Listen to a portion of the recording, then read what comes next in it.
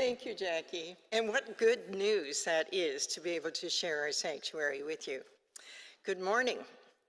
It has been a week of challenges, yes, but also of great opportunities. Corrie ten Boom, a Holocaust survivor, once said, "If you look at the world, you'll be distressed. If you look within, you'll be depressed. If you look at God, you'll be at rest." God is with us, and we are not alone.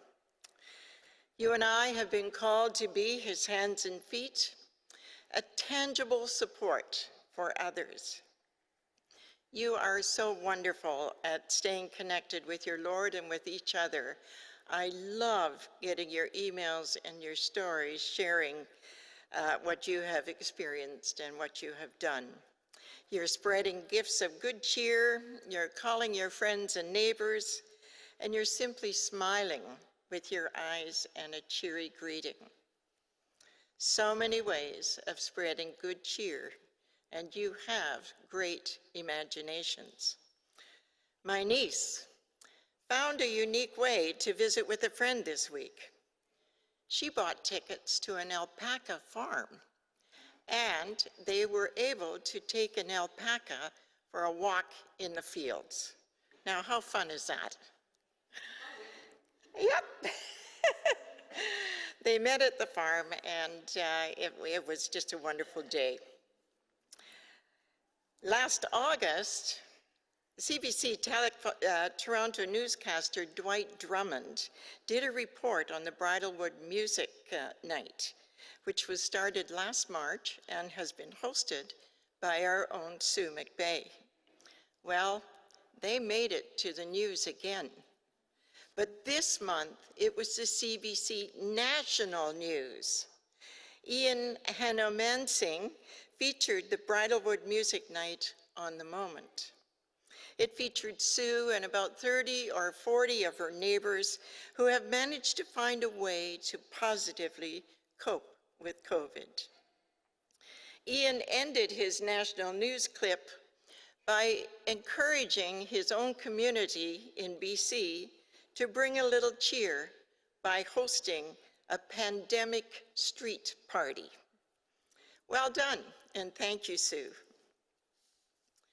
Last spring, Reverend Tori Schmidt encouraged us to create butterflies as a symbol of hope to hang in our windows. Do you remember? We saw many of those photos that you sent us, and Janice McKay made a kaleidoscope of paper folded butterflies, one every single day for 100 days that we were in isolation in the beginning.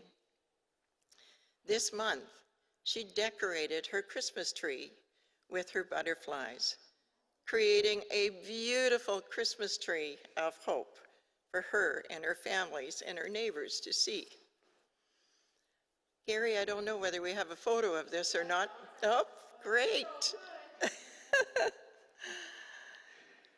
In response to telling you about our St. Nicholas Day celebrations last week, retired Globe and Mail reporter Rudy Platil sent me an article he had written about St. Nicholas and Santa Claus.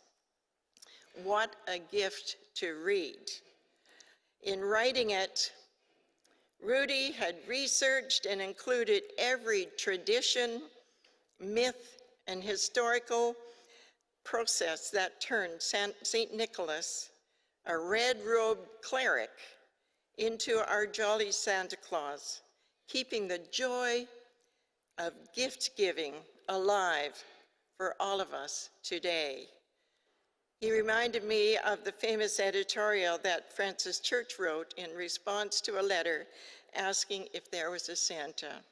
His response was, "Yes, Virginia, there is a Santa Claus. He exists as certainly as love and generosity and devotion exist." Traditions and rituals are created to give us some semblance of community, connection, and hope. something to look forward to.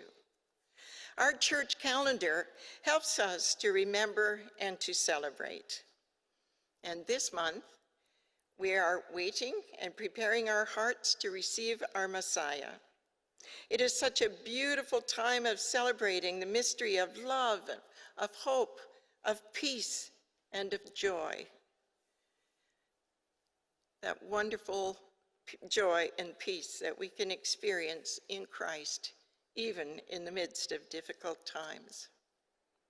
My friends, as you look to him in prayer this week, remember all of those who are struggling, those who are alone, isolated, ill.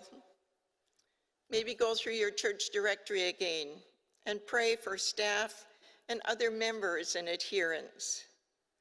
Pray for Doug as he begins a new phase of retirement.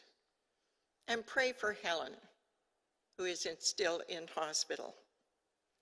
Friends, we miss you and we love you. God bless you as we celebrate Emmanuel, God with us. Air hugs.